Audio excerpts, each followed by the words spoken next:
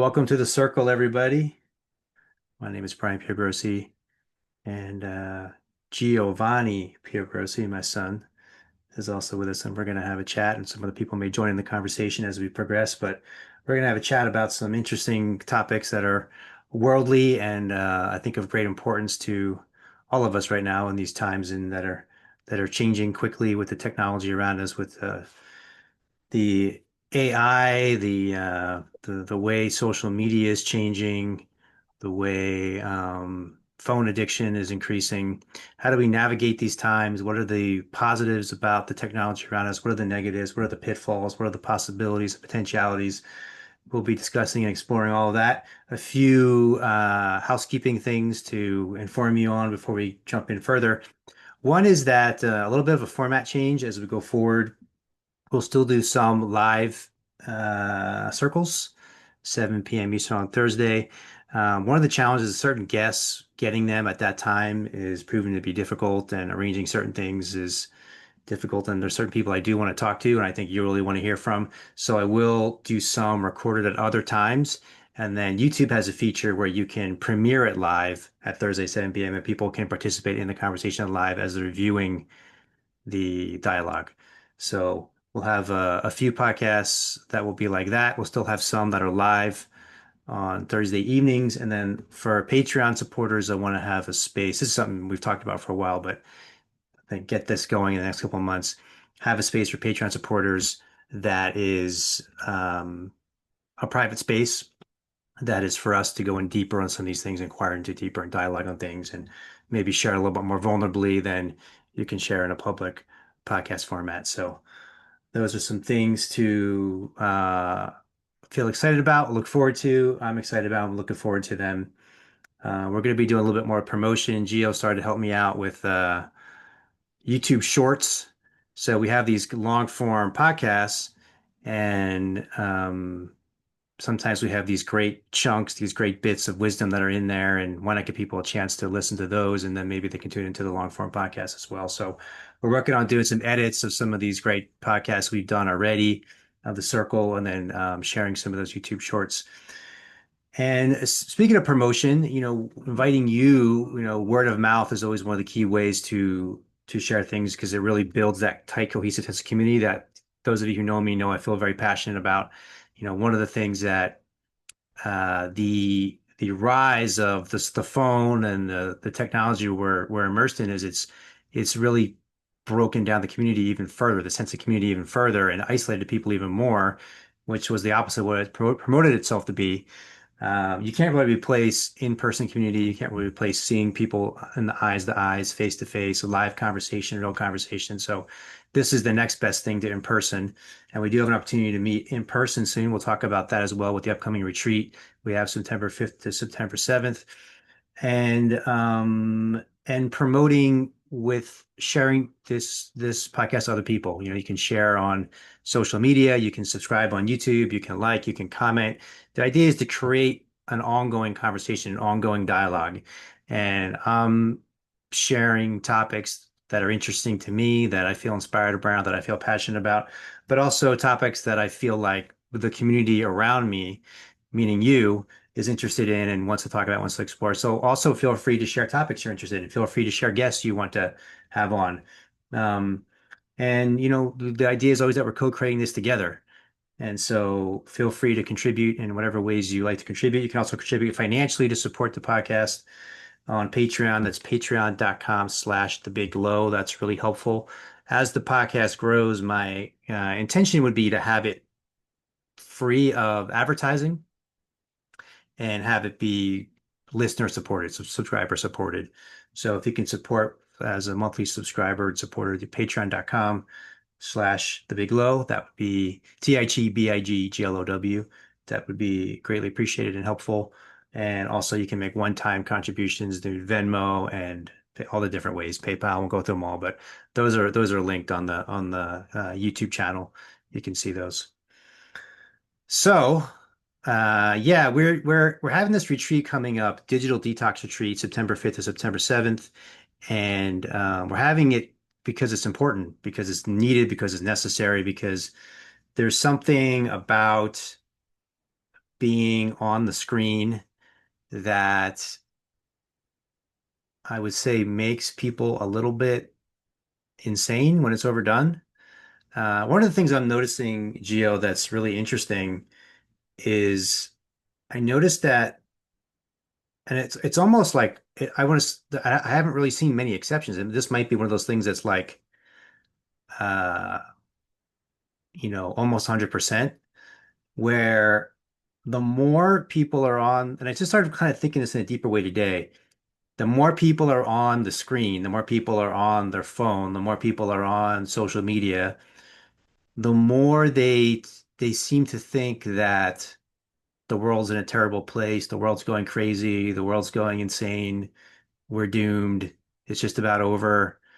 And the less people are on the screen, the less people are on social media, the less people are on obviously the news, the less people are on, but just, the phone itself or the screen itself, they seem to, I'm not saying that they're all blissful or joyous or running around and, dancing ecstatically all day, but they seem to be free of these ideologies, these negative, dark, what's it called? Black pill?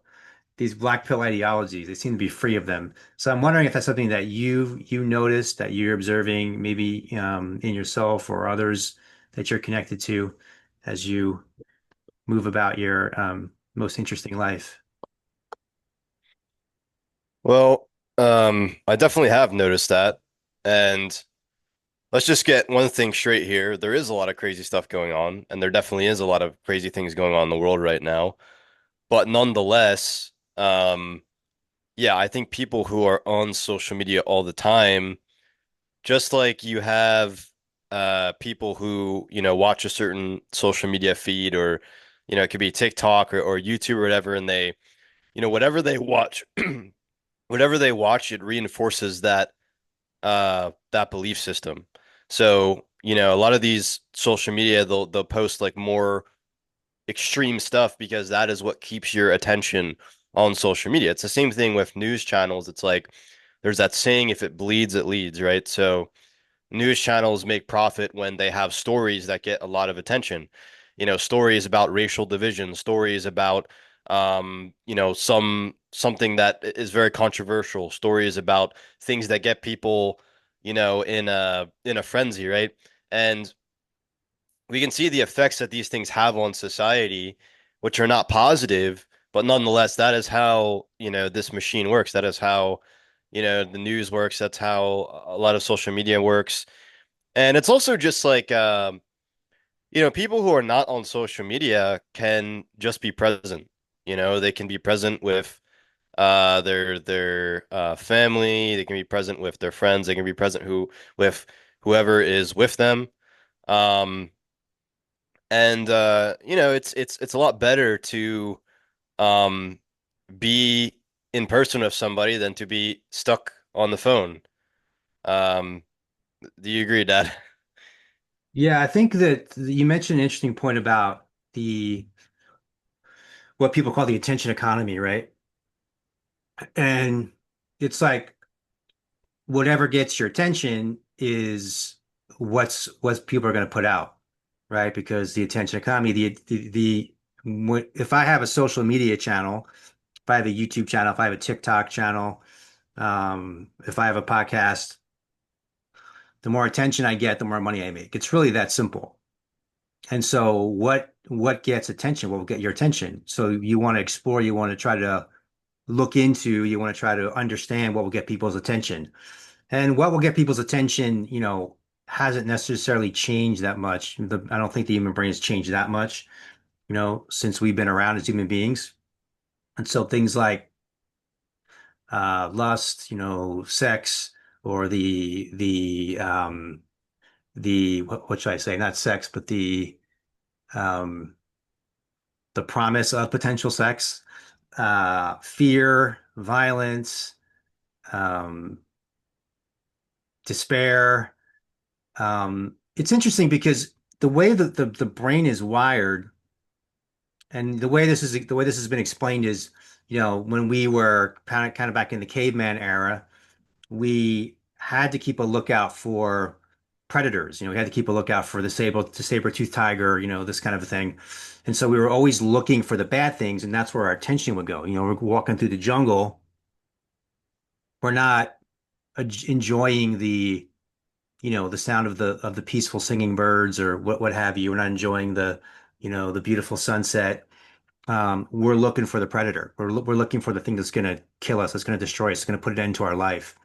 And we still have that wiring. And so people will be drawn to, unless they transcend it, which we can talk about that, but people will be drawn to the danger, right? People will be drawn to the danger. People will be drawn to the other one. The big one I didn't mention was rage, right? Some people call it rage porn, right? So you're going to be drawn to the thing that makes you angry, that makes you upset, more than the thing that brings you a sense of peace. So it's sort of like, and this goes in something that we've been talking about, this, I'd love for you to share a little bit more about the dopamine addiction, right? Do you feel like that kind of relates to this attention economy?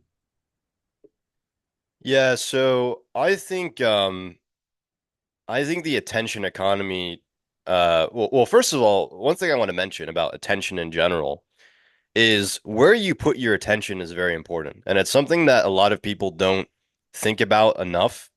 Um, the most successful people have really good discipline with their attention. People who are entrepreneurs, people who are uh, you know, I don't know, CEOs or even people who are just good at, good athletics, good in athleticism, Olympic athletes and stuff like these people are very good at putting their focus on whatever they are trying to put their focus on, right? And there's a lot of statistics that show that, a lot of these children who are growing up with social media, they're developing like ADHD, they're developing, different types of attentional difficulties. And you notice just in general, when people are, bored, you go to these like modern day classrooms where there are these kids and their teachers teaching a lesson or whatever.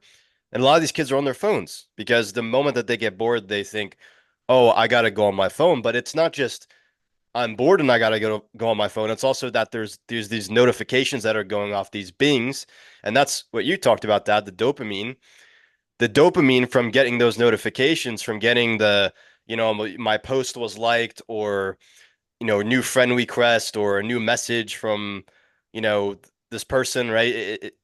This spikes this dopamine in your brain because dopamine is also associated with social things, right? So it can become addictive. Those notifications can become addictive. And, I think a lot of people probably recognize that to a degree, like, there's an option for you to turn off the notifications on your phone. But that's not to say that, it is something that's very addictive and it is something that causes people to be very distracted. And I think that's something that people don't understand about the modern era is that a lot of how this modern economic system works is that it's an attentional uh economy, right? It's an economy based off of attention. And whatever gets the most attention, is what's going to generate like the most income, right? And that's really what these social medias platforms are doing. They're trying to steal your attention away from, putting your attention on other things. And that can be very harmful because in the sense where you'll become distracted and you'll be putting, as my dad was saying, like with the rage bait and stuff, you'll also be putting your emotional attention into things. You'll be emotionally drained and attached to these things.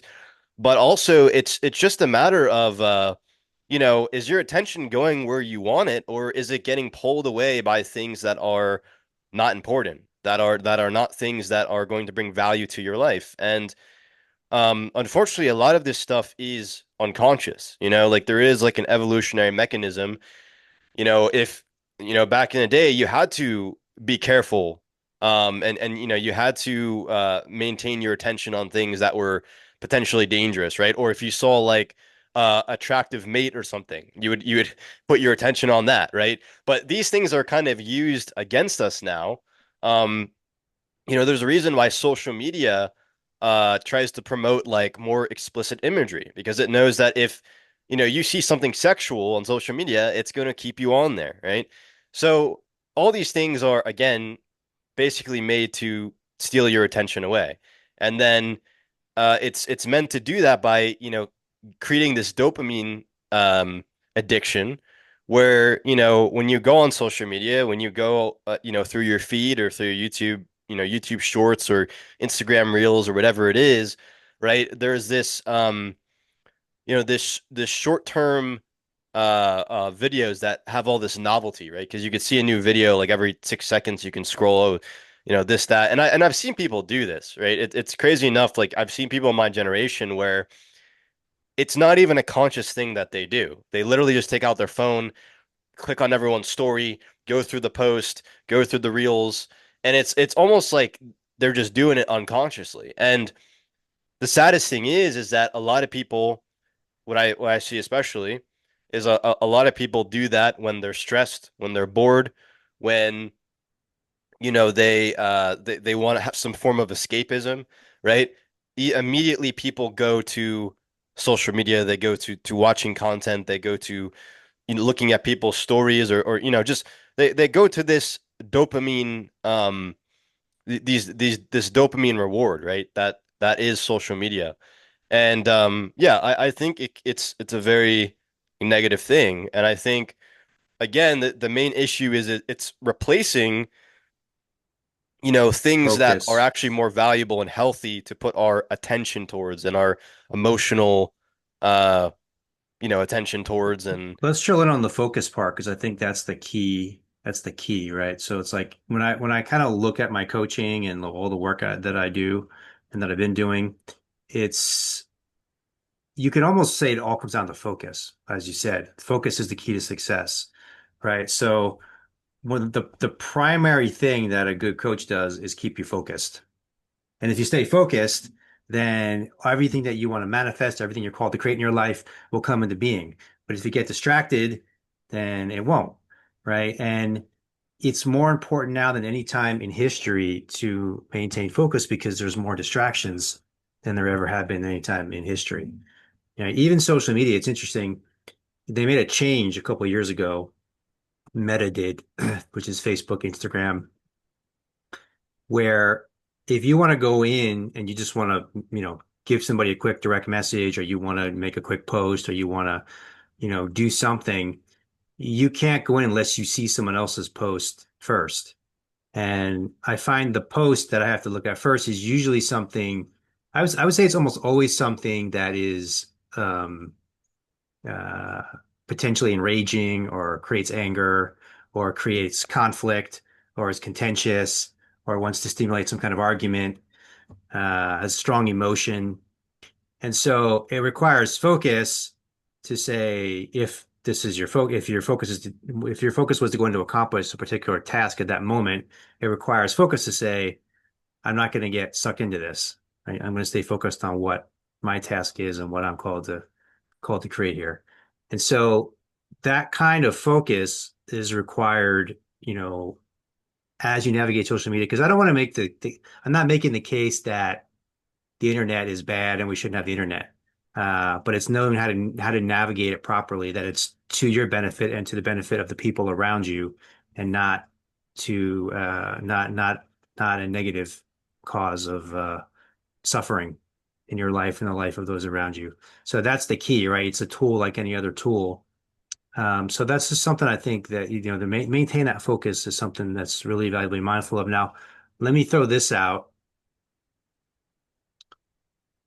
Focus on what, right? So focus, don't be distracted. And this goes kind of like a deeper level of inquiry, like, okay, so what should we be focused on that we don't get distracted, right? So I think that's a question I want to propose to you. What should we be focused on if we're interested in well, health, well-being, fulfillment, the I highest, think the I the think the true, the first good, and the thing beautiful. I think the first thing to keep in mind is that social media was, well, people say this is what social media was for. But originally, right, the idea of social media was that it was supposed to be a way of being social, right? It was supposed to be a way of connecting with people, not in person, and having a social connection on the internet, right? And in a way, as you were saying, like, it can be a positive thing. Without social media, you wouldn't be able to meet people halfway across the world. You wouldn't be able to, see what your friends are doing on the weekend when you're not around them, right? You wouldn't be able to stay up to date with family in the same way, right? Or friends. You wouldn't be able to show what you're doing, right? So, there is this sort of social connection that we get from social media, and there's a way of, staying on tabs of, people in your life that you otherwise, wouldn't know what they're doing, right? But the thing Can is, I in the can I same can I way, I want to push back on that a little bit. Are we really are we really staying connected to what people are doing, or are they just giving us the presentation of what they want us to see about well, themselves? that's a good point. I mean, I think that's exactly part of it is it's a lot of times it's very caricatured, it's like it's carefully molded what we want people to see. You see a lot of people when they post like their relationships on Instagram, people, get like envious because it seems like these people have these like perfect lives, these perfect relationships. They have all this money, but then really what you don't realize is they're only showing the times that they're happy, they're smiling. They're never showing the hard times. They're never, they pay somebody to pose in front of their Lamborghini, What they right? actually have is a really good photographer. Yeah, they have a really good photographer and they Really understand good. marketing. And Yeah, well, that's that's that market. Yeah. yeah. And but even besides like, mainstream Good acting. influencers, That they might have that. They might be good actors, actresses. yeah, but even It- besides like mainstream influencers, just like your average people, they'll just post the times when they're happy. They won't post the yeah. times when they get in arguments with their girlfriend or their boyfriend. They won't post the times when they're sad. They won't post the times when they're frustrated. Now, there are people who are more vulnerable on social media. It's not to say everyone's like that, but most of social media is like that. And a lot of people, there's a reason why there's rises in things like body dysmorphia and self-esteem issues and narcissism and all these like different, mental illnesses because of the simple fact that, not only are people competing for attention on social media and competing for a certain image, but also people feel pressured to fit this image, even if it's not healthy or ideal or something that actually would be beneficial to their life, right? Because not everything in your life is going to be perfect. You're not going to have a perfect body that social media says you're supposed to have, right? You're not going to have the perfect relationship that is supposedly perfect that is shown on social media, right? Like there's a lot of comparison that goes on with these people who don't even actually have the things that they're showing. Um, but again, I want to get back to my original point too, which kind of relates to that is that social media, originally was created for talking to people, was created for connection. But in reality, it's almost like we've lost connection, right? It's almost like we've lost touch with reality and, as Gen Z would say, like touching grass, right? It's a phrase in Gen Z when people are like terminally online, they say, go touch some grass, bro. Because basically, like a lot of people, especially in the younger generations, are not getting outside. They're not hanging out with people. They're not forming romantic relationships. And it's all because they're stuck on a virtual simulation of human connection. And I think that is one of the main issues. And, the question as to where you should put your attention, I think that would be one of the first and main things is a lot of people put too much of their attention on connecting online instead of connecting in person. And especially when you have a family or when you have friends or, you have like a romantic relationship, imagine if every time you were in front of your son or daughter or your girlfriend or, your best friend and you were just on your phone and they were just sitting right next to you. And I'm saying this because I've actually seen this in person. I've seen people do this with family, with friends, with um, even when I was in school, I would see it a lot, especially after the pandemic. Um, and you know, uh, what does it do to human connection when people would rather have connection on the screen than with the people that are right in front of them? I think that is one of the biggest issues with social media. And it's the same thing with pornography. It's the same thing with video games. It's the same thing with even AI, right? Which is becoming more of a problem now. A lot of these things are replacing the thing that was actually natural before that, right?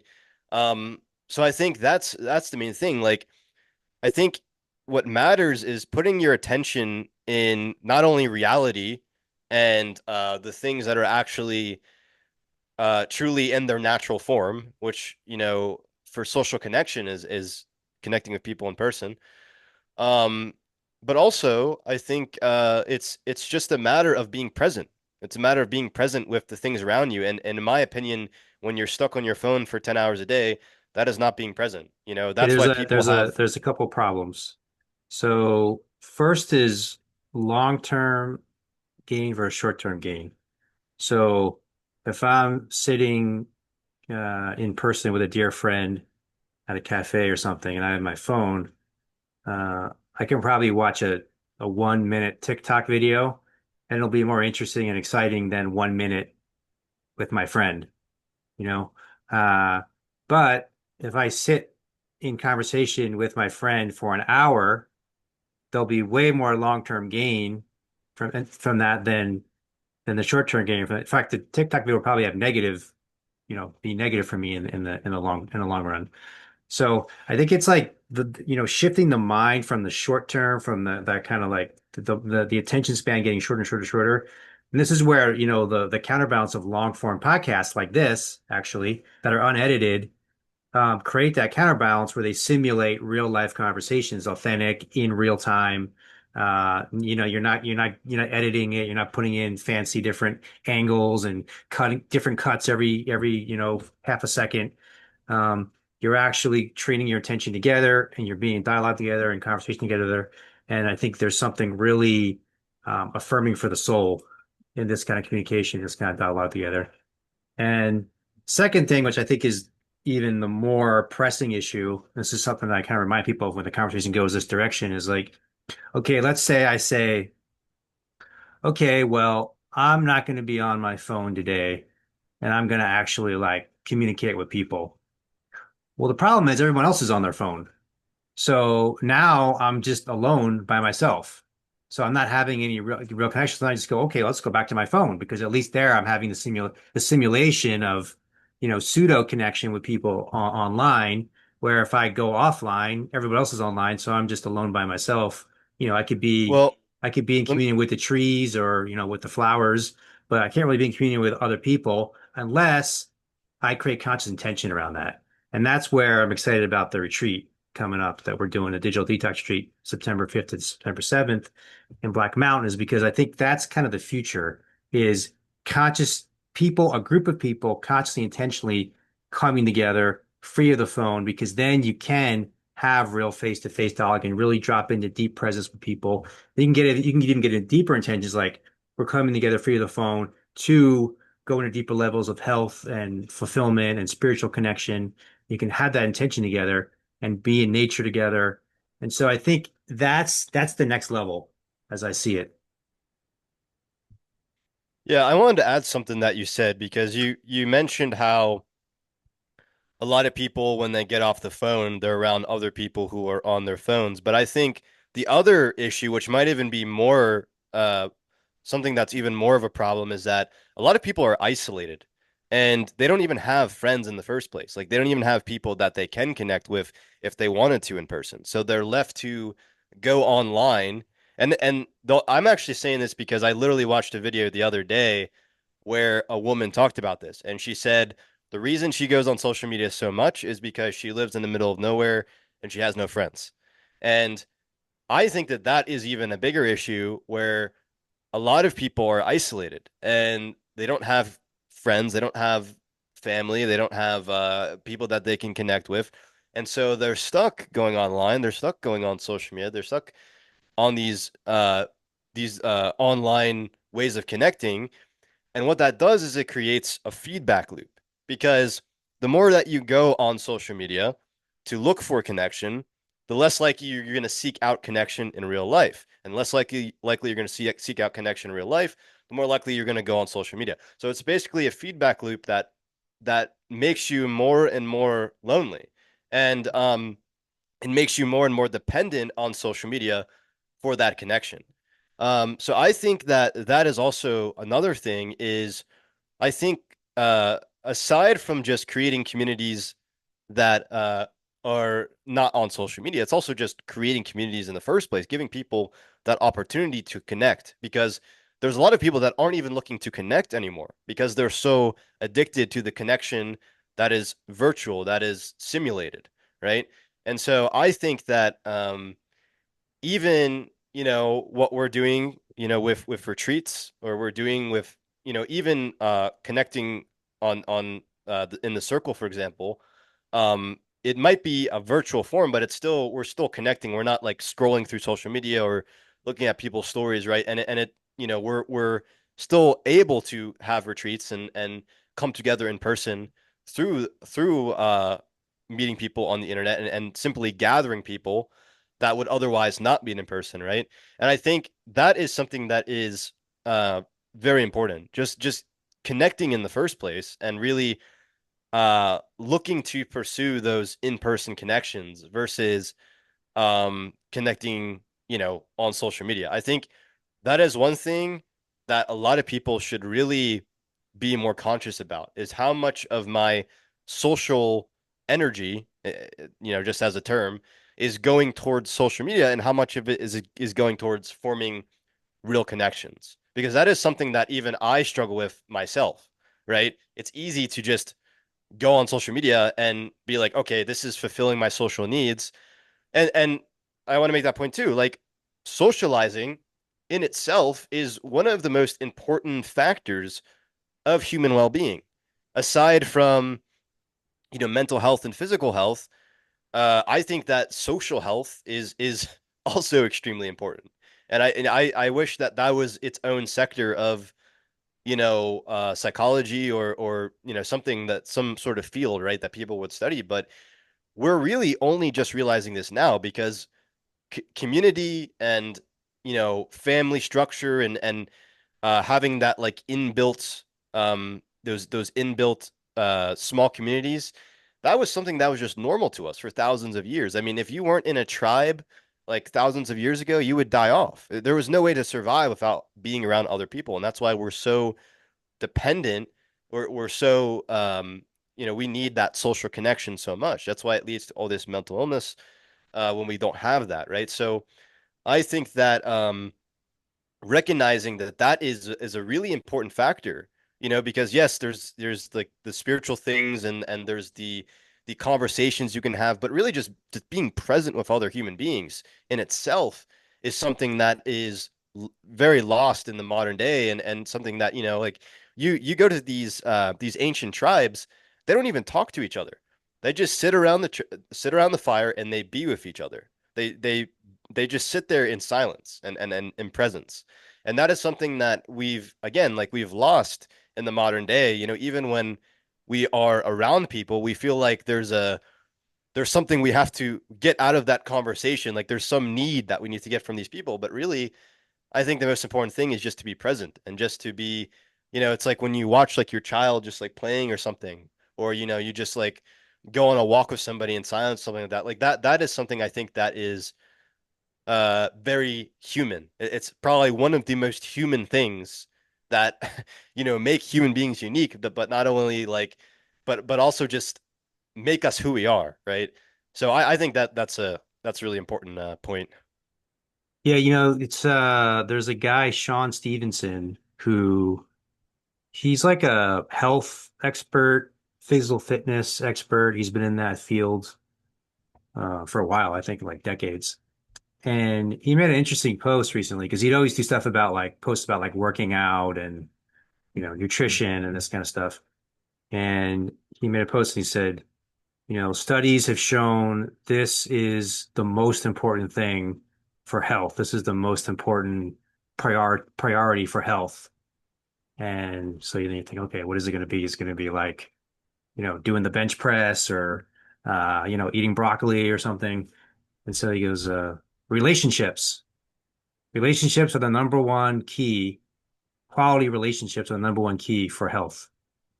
That's what, according to him, which I would agree, scientific studies are showing. And so that backs up your point, that you just made. The second thing I'm going to call this part the town square. Okay, so um, we, this world, this society, our culture geographically is set up and designed to disconnect us. It's not designed to connect us.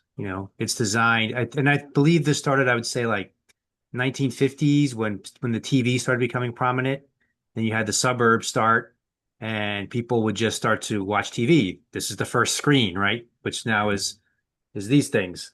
But originally it was the TV, which of course still exists. But so then you start having all these suburbs, all these cookie cutter houses, and then people on the TV, and then there's nowhere to gather anymore when people want to come together. Now, historically, and you'll still see this in many towns in Europe, you had the town square.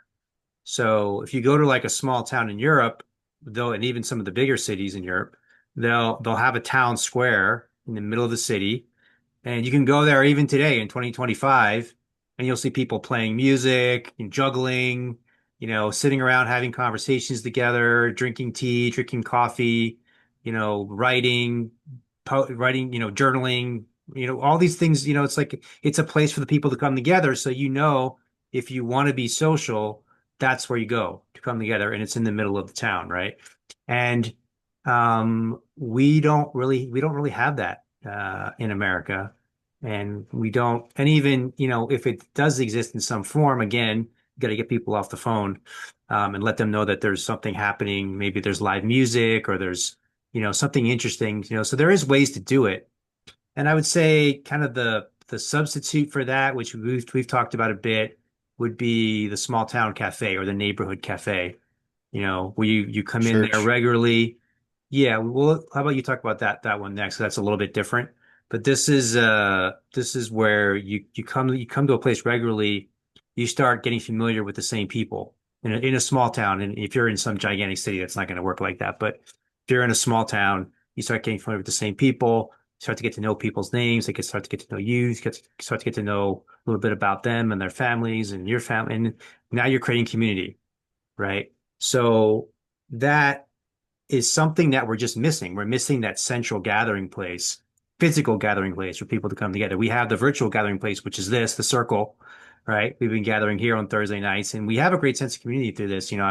I've really been enjoying getting to know a lot of the people through here, having these authentic conversations, and then sharing them, with the world, the wisdom that comes through. But that's something that's missing. That's where the retreat comes in, is to bring that for people, and create that space for people. So I'm really excited about this upcoming retreat. And yeah, if you want to say something about church as well, how it serves that function, I'd love to hear. Well, I wanted to talk about your point too, because I was literally having this conversation uh like last week when I was on vacation with my aunt, and she was talking about, she's from Ireland, she's Irish, and even in Ireland, they're, especially in like the rural areas, they're very social. They go to these pubs and stuff, and they're just like a very social culture. And I was telling her about, Italy, where in Italy, like I hosted an Italian exchange student when I was in high school, and the town that he grew up in, which is called Montella, they would have exactly what you said, Dad, like a square in the center of the village that people would just come to gather and talk to each other. And that was just a normal thing. Like at a certain time of the day, everyone would go to that square and just socialize. And yeah, that is something that unfortunately in American society, especially in suburban and especially urban communities, um, there's a lot of rampant isolation. And I think that that is mainly in part to consumerism, but also the sort of like work culture that America has, where it's all about making money, it's all about career. These other cultures, especially in Europe and even in some Asian cultures, not all Asian cultures, but some Asian cultures, um, and Latin American cultures too. There's this focus on community and gathering and family, right? And I think unfortunately, like at some point, as you said, that like this culture got too focused on, just like I got to focus on my career and I got to focus on making money and I got to focus on me. And it stopped focusing on connection, which is one of the most important things. It's like I think a society can't even really function if you don't have people connecting and forming bonds and there being families and strong connections. It doesn't even have to be by blood. I think having like heritage and blood is important too, but it doesn't even have to be that. And that's why I think like as you were saying, Dad, like churches, right, is another thing. Like there's this thing that I learned not too long ago. I don't know if it's like a sociology term or something, but it's called third spaces. And third spaces are places where people gather basically outside the home and work, right? And that can be churches, it can be bars, it can be as my dad was saying, cafes, right? All these places are places where people can gather and routinely see each other and come together and basically commune, right? And the problem is the modern day lacks those things. People are going to obviously people are going to churches less, right? People are going to cafes less. When people go to bars, they get drunk and wasted and like be in this like degenerate culture. It's not really about talking to anyone, right? So all these spaces, are really um not being utilized that much anymore. And uh I think the interesting thing about churches is churches are unique in the sense where people don't just go there to socialize. Again, it's one of those things where as I was saying, a lot of churches really people are just being present together. And there's something more deeply profound about that where you come in community with people, but you are there in silence or you're there in some sort of group chant, some sort of religious ritual, right? Like you're doing something that is ritualistically um a form of unity and also done in a community fashion. And I think that in a sense is almost a deeper form of connection than just borderline socializing, than just like the average, conversations that people have, because I think you have three layers to human connection. You have the shallow conversations like, oh, how was your Thursday, man? How was the weather? How was your job the other day? Then you have like the deeper conversations where you're talking about your challenges and like the meaning of life and all this stuff. And then you have even below that, you have this like spiritual gathering and this like silence of just like communion, which I think is something that is a very deep thing that really brings a lot of meaning and value to the human experience. That's the same thing that music does too. I think music also is something that can like bring people together, but even in a religious sense, it can be very powerful. But yeah, all these things are things that are missing, and again, it's part of it is the structure of like as you were saying, Dad, like watching the TV, and then the TV became, first it was like the radio, right? It was like the radio, and then it became like the TV, and then the TV became like, then it was like video games, then it's like, phones and smartphones, social media, all that stuff, right? So more and more people are getting sucked into like this consumerist matrix that's pulling them away from the people that are right in front of them. Um, so yeah, it's definitely something that you're seeing from both angles, both like the phone pulling people into it, but then also like these spaces that once were places where people can gather are now not as prominent. So About nature. Nature, like, getting off the street and getting into the natural world. I mean, the nature is it kind of hits all of those things. Like it's such a great way of spiritual revelation and spiritual inspiration because for those who don't know, the creator created nature. Uh, and it's such a great space of um, connection to yourself. And if you share it with someone else, you connect pretty deep with it. So it's almost like it's like that's probably the biggest schism, the division, fracturing inside ourselves is that initial essential connection with nature. And, people will have these screensavers now where they have like a nice, photo of a forest or something, but there's no comparison to actually being in the natural world.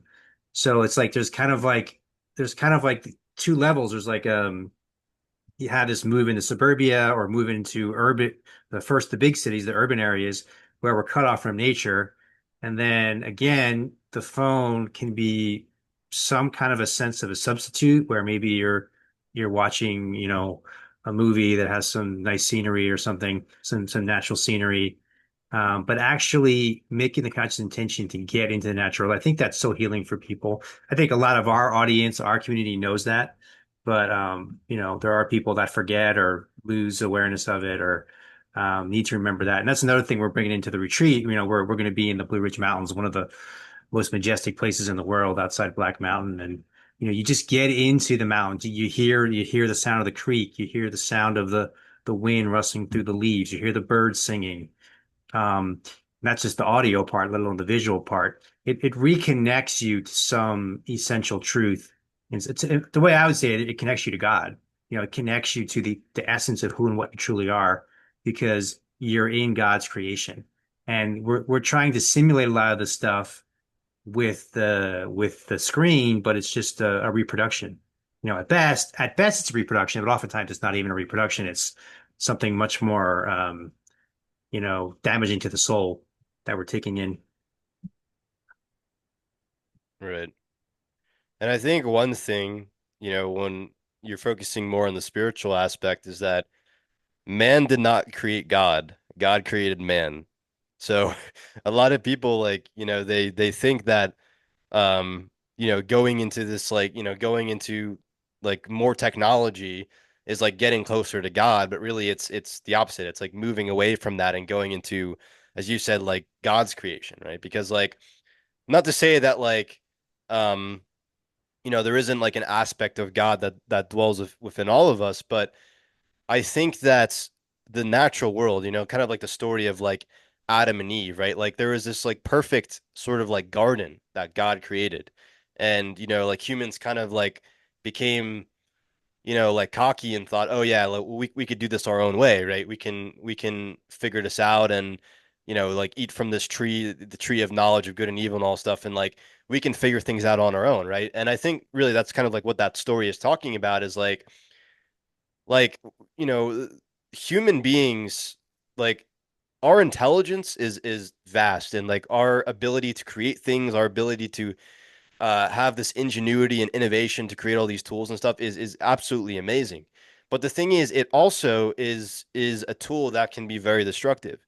And obviously there's been lovely civilizations and beautiful architecture, beautiful art, beautiful music, all these things that human beings have created.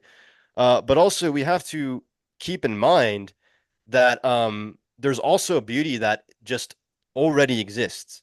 And a lot of the things that we're inspired by when we create music and art and architecture comes from that natural beauty. I mean, there's a reason why the mountains and, listening to a stream and all these things I, are I like, wouldn't even say a lot of things. I'd say everything. This because I yeah. remember we used to talk about Bach, right? Or Hmm. I think to me what I'm starting to see is that anything that is anything that an artist creates that's beautiful is reflecting the image of God, and that's why it's beautiful. Hmm.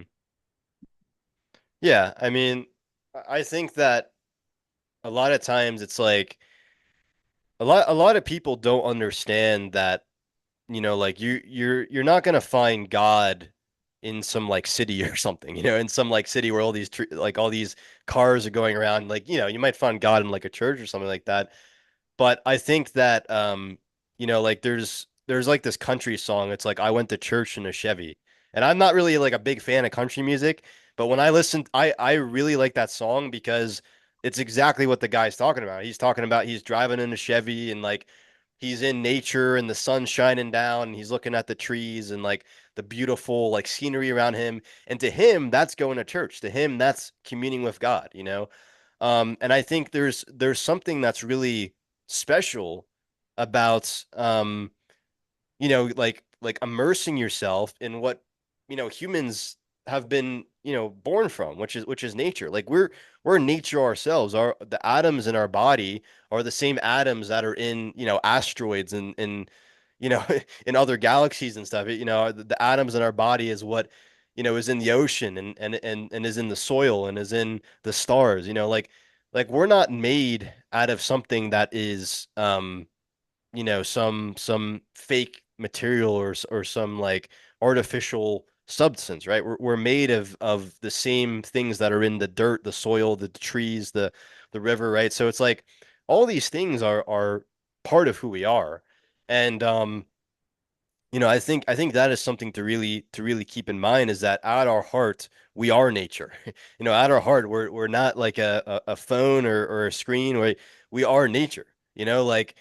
Um like we're mammals, we're related to deer and to gorillas and chimpanzees and all these things. We have DNA that if you if you splice our DNA, you'll see that you're, like, 99% related to like a chimpanzee, or you're like, 60% related to like a banana or something, right? It's like crazy when you look at these things and you see that there's all the natural things in the world you're genetically connected to. So I think that is something that people should really keep in mind is, Everything is are connected to you, everything. yeah, like, are you living artificially or are you living naturally? I think that is a really important thing to be conscious of. Let's touch in on Jackie makes a point here that I was thinking of as well. In early days, says Jackie, TV was kind of unifying with only two or three channels. Everyone watched the same thing and then could share the experience. Now, with the vast amount of content and everyone watching in asynchronous mode, that's a good word, Jackie. Asynchronous, very nice. It's not the same shared experience. Yeah, I recall seeing this is before my time, but I recall seeing when you mentioned the radio, when the radio first came out, there's these photos where you'd have a whole family or a whole community of people, and they're all gathered around the radio, like just listening together, and they're in this like almost like a little huddle together, just wrapped by the radio show, you know. So, and I think there's something different about audio than video as well, because audio you're huddled around, you're all listening. Video, now everyone's I'm not looking at you anymore. Even to go when you go to if you have like if you go on a movie with a date, like say you meet, you're a new girl or a boy or whatever your thing is, and you go on a date, sort of like a movie is sort of an interesting thing because you go on this like you just met the person and you go in this like dark space and it's super loud and you're not, I'm like this, now, of course, I guess you try to touch, put your arm around them or whatever, hold hands or something. But it's sort of a weird thing. It's like you're not talking to each other. You're not looking at each other. Now your attention is on this thing it's not even in real time. It's been recorded, in the past. So we go, but at least that's communal, like Jackie says, at least you're doing it together. You can discuss it afterwards. So then I think the next shift was people started getting TVs in their own rooms, right? So now, you'd have the central room in the house with the TV. The family gathers to watch, the movie, the show, come together to discuss it. Then it's like there's a TV in mom and dad's room and a TV in the living room. Then there's a TV in mom and dad's room and the living room and the kids' room and the other kids' room. And now you have TVs in every room and everyone's watching their own thing because they don't want to watch. So this leads into my next question, which I think is the biggest question, which is the question I've sort of asked before, and I want to kind of keep asking and exploring together, which is this working? Right? So I feel like as long as I've been alive, there's been really technology, if I'm really honest, like technology has become the God. And there's this sense of like, we will find salvation through the increase of technology. We will find this greater fulfillment through the increase of technology. And so technology has continued to expand as long as I've been alive and before I was alive as well. And my question has it worked? Has it made people more happy? Has it made people more fulfilled? Has it made people feel more at peace inside? Has it made people feel more serene inside? Has it made people feel more free inside? Has it made people feel more loved and loved? And then I gotta wonder, was that even the intention, or we were just being lied to? Maybe that never was the intention to begin with. It was just it wasn't it was a lie. It was like a set. We were being deceived, and what the point was. So, I think those are two questions that I want to throw out. Well, I think technology has been both a blessing and a curse. Um, I think in a lot of ways, it's really helped humanity. We have better healthcare. We understand like medicine better. And, back if you go like, 500 years ago and somebody had like syphilis or something, the chances of them dying in like a year was like much higher than we have now. If you have some sort of disease that you had 2,000 years ago, now you could actually have a doctor who like understands medicine and has gone through all these years and of experience of learning about these things, and they can like perform a surgery or, give you some sort of medication or some sort of treatment, right? Not to say that obviously the medical industry has its flaws too, but um, nonetheless, right, we have this technology that, these medical advancements, and we have like we have AC, we have, heaters, we have dishwashers, we have, different ways, different cooking technologies and, ways to make things easier that originally it took all this like manual labor and brute force, right? So, a lot of these things have made things more efficient and more convenient and gave us like longer lifespans, right? But at the same time, um, there's been negatives too. And I think really where the difference lies is in the intention and the level of consciousness, right? Because basically, when you think of the things that are negative for society, um, to give you examples, something like uh, pornography or something like I don't know, like just more the addictive aspects of social media, right? Like a lot of these things are were mainly created for profit. And you and me, Dad, we've done podcasts on this topic already, but this sort of capitalist consumerist matrix, right, where the focus on creating these technologies is not to be beneficial to humanity, but rather to have a profit incentive. And so if the main goal is an incentive for profit, then in a way you are being lied to. You're told that this thing is its primary purpose is to be beneficial and to help humanity, but really its primary purpose is to create profit. And so when things are only geared towards profit, then all the mechanisms and all the ways that these things are engineered is, to give you social media, for example, right? Yes, it allows people to connect and all these different things, but also there's literally an AI that, a lot of these social media platforms have that figures out how do we retain people's attention longer on these platforms. And the AI literally figures out and tests all these different things to figure out, okay, this is how you retain people on social media longer. So these platforms are made intentionally addictive because that is the way that they get more ad clicks, and that is the way, through getting those ad clicks that they create more profit, right? So again, like I think it more so lies in the intention. A lot of things, a lot of technologies were created for beneficial reasons and were created to, make medicine better, and were created to make things more efficient. And so, we could have an easier way of life.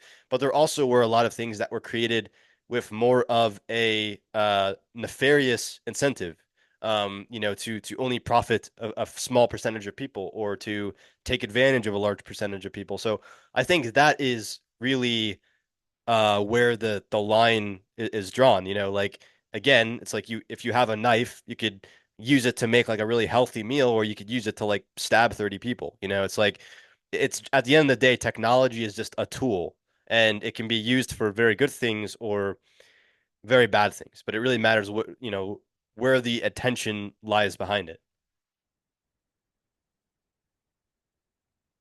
Sorry, I was on mute there. I think that you mentioned benefits on the physical level, on the external level, but I don't. So I agree. That's kind of obvious that it has made improvements on the external level, but I don't.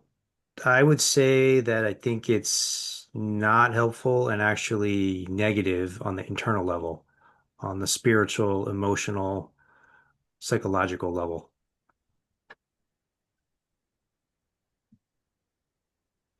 I have silenced Um, you. Hey, Brian. Yeah, Jackie. Hey, one difficulty I have with is lack of focus, the notifications. I mean, even in my work environment, I can be on a WebEx. I'm still getting notifications from my email. The Teams site is notifying me, and Teams will send a notice to my email, which now notify, like it just goes round and round. And it's it's hard. Like a lot of my job is to sit down and write a narrative that may take me hours to do. And yet I'm just, even in a work environment, being pinged like constantly with these notices. So it's changed our culture where, and now people on your email, they can react. Instead of answering you, they can give you a thumbs up or whatever. I'm like, what the heck is that? Like, either answer me with words or not, but I don't need a smiley face or on my email. Like, it's just overload. Like, anyway. And I think it's got an impact on our nervous system. I mean, when Yeah, you mentioned digital detox, that's what I'm thinking of, is getting rid of all of these like pings that are just yep, constantly poking at you. yeah. It's like sitting in bed of pins. It's creating, a culture of attention deficit disorder, right? I mean, I think that's what's happening. I've had some clients that they can't even concentrate to read a book now.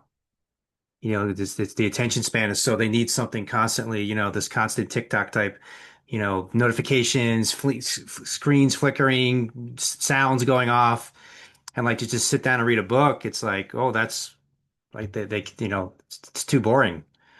And so it's like that's where, which is not good. We it's like goes back to one of the earlier points of like we need to be able to have that long-term focus and be able to concentrate on certain things to have a successful, fulfilling life. I mean, there's things that you need to focus on, maybe not continuously, but focus on for years to accomplish and bring into fulfillment. And it's hard for a lot of people now because of the way we're being hit with this different things on social media and the screen to even concentrate on something for more than a few seconds. So yeah, I Well, hear that. you have to create that space to create, just concepts of what's my priority in life. What are things I need to get done? It could be cleaning the garage, but it could also be something long term, that Yeah. you need to focus on. It can be a lot of things. But if you're constantly getting this assault and the expectation Of of immediate response. a response. Yeah, Yeah. we've got, I won't get into it, this big brouhaha that really got started by I did not immediately respond to something. And, Yeah. you know, Was um, it a text message? it was a text message. It Yeah. was. And it was, here's a text, here's a link to my Amazon thing. Go. And so the message was go do something with the message. And I'm like, well, I don't have time for that right now. It was you gave me a task. I'll get to it. Yeah. But it caused a big brouhaha that I did not immediately respond. So, That's that I think that you made me think something that's actually probably the most interesting thing of all. Because I think the whole promise was this was going to this burst of this new technology was going to free up so much time for us, and we'd have so much free time and leisure time. And it feels like it's done exactly the opposite, where it feels like everyone has less and less time. Is that something that you noticed, Jackie? well, yeah, I mean, definitely. Or you lose a lot of your time being stuck on social media, Yeah, that doom scrolling, and you just don't even realize it. So yeah. instead of giving you back time, it's sucked away your time. But even the immediate response thing, it's like people want immediate response, and you have to respond, and they respond back, you respond back. Oh my God, an hour has passed. Right. And if you I, don't answer, like some people are like, they send you 8 more emails. Are you okay? Are you there? yeah, Okay, please go away. Like, yeah. Yeah. Like, Yeah. yes, I'm okay, but I'm focused. And so now my whole house of cards of focus just fell. So I got Yeah. started. You know what I think it is too with the way the internet is now is like so many more people can reach you than could before. So for me, I get, so many emails that are just scams or spam or people who are fake or, AI stuff or it's a real person, but it's not someone that's trying to sell me something or it's like, even though I'm trying to spend a lot of time on those things, so much of the day is just trying to delete these things and then, the spam phone calls and then, there's all these different ways to message somebody so they can, there's the Facebook, there's the Instagram, there's the text message, there's the email, there's the, all these different things. I mean, even saying it, I'm getting exhausted. Just thinking of all these different ways, all these different places you have to check to see like, who's communicating with you and what they're saying. So yeah, there is Oh, something about it that's kind of having the opposite effect, it feels like. I feel yeah. like people, Our poor nurses wear this device. It's almost like a Star Trek communicator. So you'll be in the middle of some serious treatment for a patient, and they're calling you. Like, you Mhm. know, Yeah. we've taken it a step too far. Yep. Go ahead, Gio.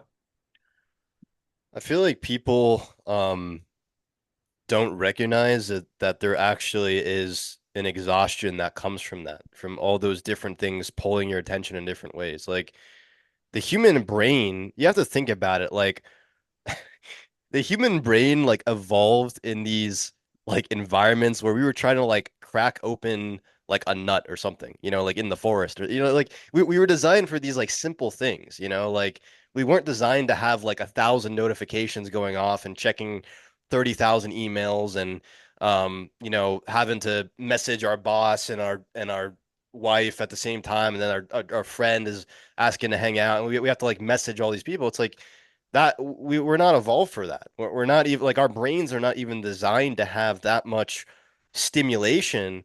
And this is another thing that I had a conversation with my aunt about too, is she was telling me how um I forget who it was. It might have been you, Jackie, who said the thing about the nervous system, but I think that the nervous system, like the human nervous system, it's not designed for all this stimulation. And so like, having all these things going on, all these bings and these notifications and all these ads and these like scams, all these things fighting for your attention, it overrides the nervous system and it actually makes people more like lethargic and more tired and more, just like not able to have the even the energy because part of it is like okay, it creates this attentional difficulties and makes people more distracted, but also it's like people just don't even have the bandwidth anymore to have that focus because they're constantly being inundated with all of these different distractions and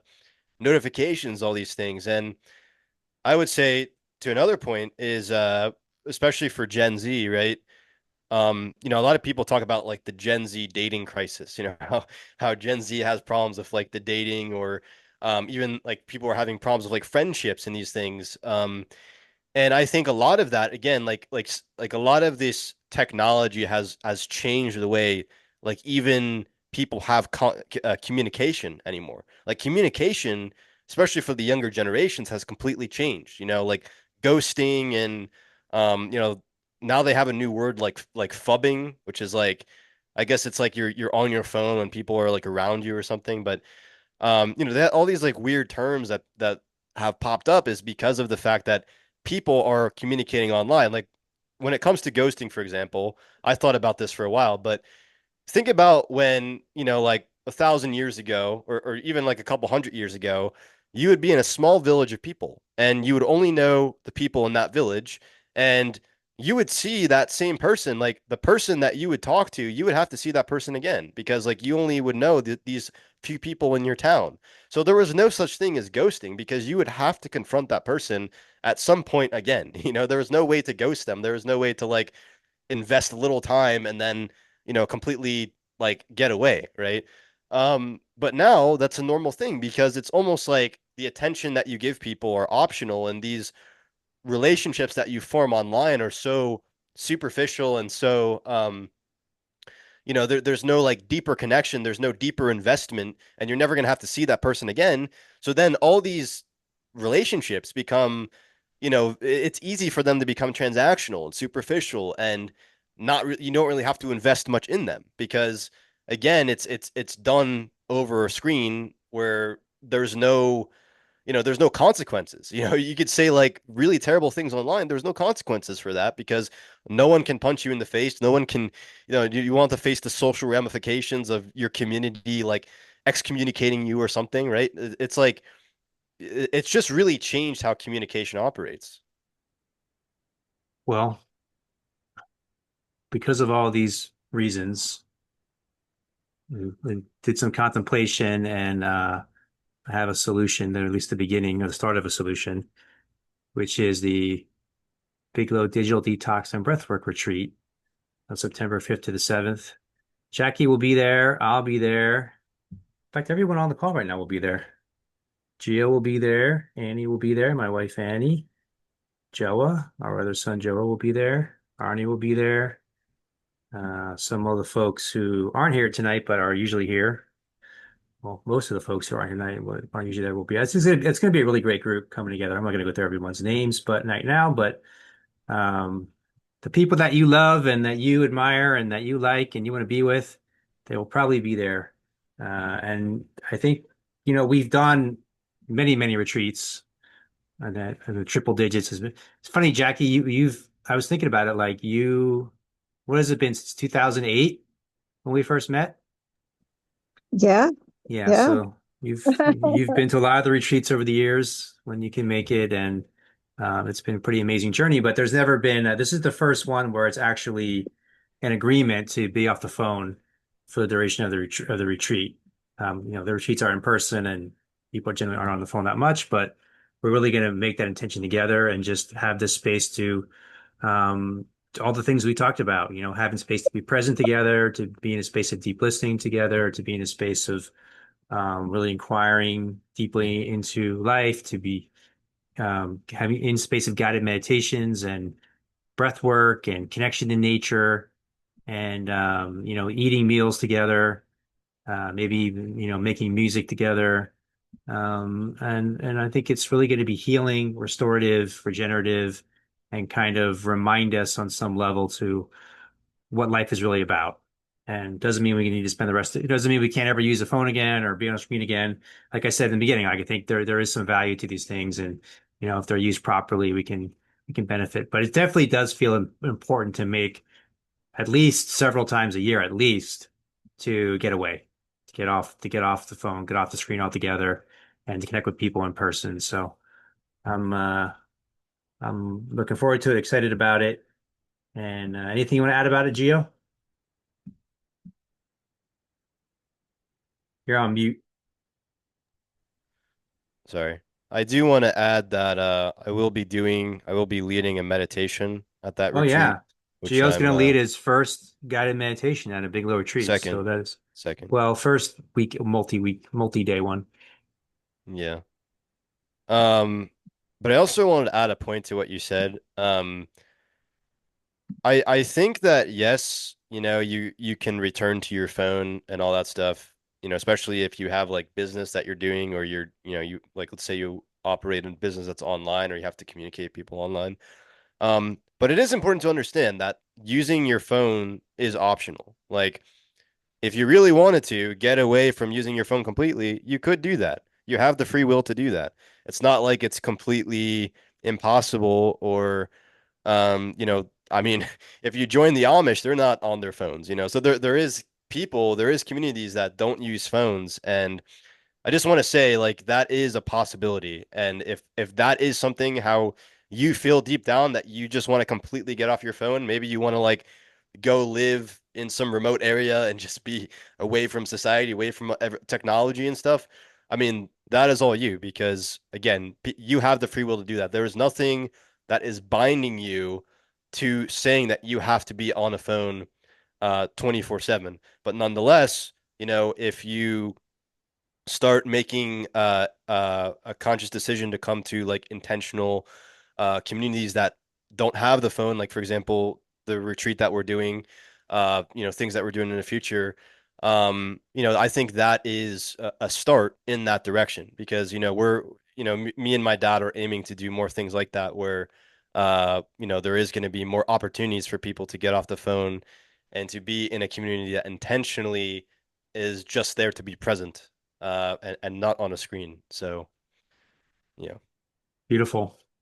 Yeah, so if you feel inspired to join us, please reach out. Let me know. I'll put the link in this podcast when you see it. Does anybody else want to share anything? Annie, are you available? Or are you with Joa right now? If you are available, you want to come on and share anything, that would be most welcome.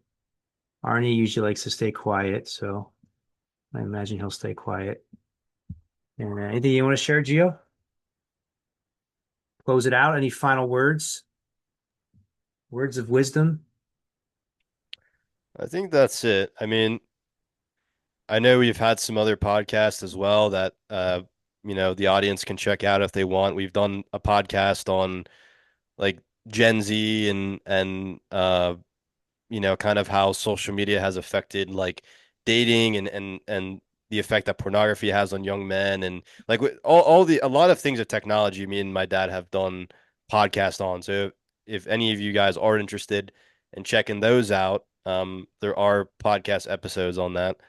Um, but also too, I think that I mentioned this in one of the podcasts is you can take small steps to get off of social media. Like again, you don't have to be somebody who like the next day you're like a monk who's like off your phone, right?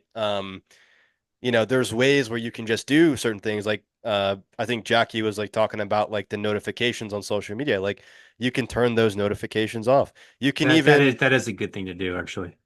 Yeah, and that's what I do. I mean, I hate when, there's like stuff that's binging on my phone. So I turn all my notifications off. And even with social media, like this is a funny thing I'll do actually. I'll like delete like a social media until I like actually need to use it. It's like if somebody's like, "Oh, I need to check out this post or I need to do this or do that," like I'll actually re-download social media just for that and then I'll delete it again because like that's how much I don't want it to be on my phone. But you don't have to be that extreme, but there are small things you can do. And if you want to delete certain social media because you just feel like it's a nuisance in your life, then you can do that too. But again, like there's small steps to all of this that you can take to just, kind of remove that like dopamine stimulation that's always there. I think also just, being conscious and intentional about what you're partaking in is always a good thing, right? But especially when it comes to your interaction with the screen, like, some movies can be uplifting, they can be beneficial to your soul, and a lot of movies, probably most movies are destructive for your soul. Some music Mhm. is beneficial and uplifting for your soul, and most music these days is destructive for your soul. And some social media posts or some people you may follow on social media are uplifting for your soul and others not, right? So I think just kind of being able to be present to ask that inquiry, like, is this supporting me? Is this healthy for my soul, for my mind, for my heart? For is this healthy to bring me into the fullness of the highest, best version of myself, or is this distracting me or even destructive for me? And being able to just ask that question, you can start to refine more and more how you use these things to be support for the fullness and the wholeness of what you're called to step into in your life. And keep in mind that social media does not care whether it's helping you or not. It's That's just that's going to true. give you stuff that keeps your attention on there. And this Yeah. especially is something that men should realize because, obviously men are drawn to like beautiful women and women that, are voluptuous or whatever, right? So like a lot of social media will kind of push this sort of imagery out to get men's attention. But then that can become an addiction and can become a rabbit hole within its own, where it can lead to, an addiction, a pornography addiction or cheating or these different things. So like, I think, especially in that realm, not especially like not just like sexually for men in terms on social media, but just being careful of what you follow. Like don't like for example, like on Instagram, I only follow like philosophical quotes and like talks on like religion and different statistics and stuff like that. Like that's stuff that I find interesting that actually brings value to my life. And I think if you really filter your social media to be things that, as my dad was saying, like you're conscious about and you're like, okay, this is bringing value to my life versus taking away value, or some things are just meaningless. They're not even, maybe they're not like taking away value, but they're just wasting your time, right? Watching cat videos all day. Like I'm not saying, cat videos are harmless, obviously, but if you're watching them for like 10 hours, it can be a problem, right? So just keep in mind, like, is this giving me value? Is this worth my time, or is it, a waste of my time? Is it taking away value? I think that's like a important thing to recognize too. One note is that I will not be able to be available for the circle next week. So we'll be back in 2 weeks live for the circle. And yeah, there's a couple of things Gio just said that I'd like to follow up on, but it would be like another 2 hour dive into some totally different topics. So I'm gonna let it go and we're gonna wrap it up here. Thanks everybody for being here. Thank you, Gio in particular. Thanks, Jackie, Annie, Arnie. Thanks everybody who will be tuning in later on. And thanks everybody who will be joining us at the Digital Detox Retreat, September 5th to the 7th. And have a great night.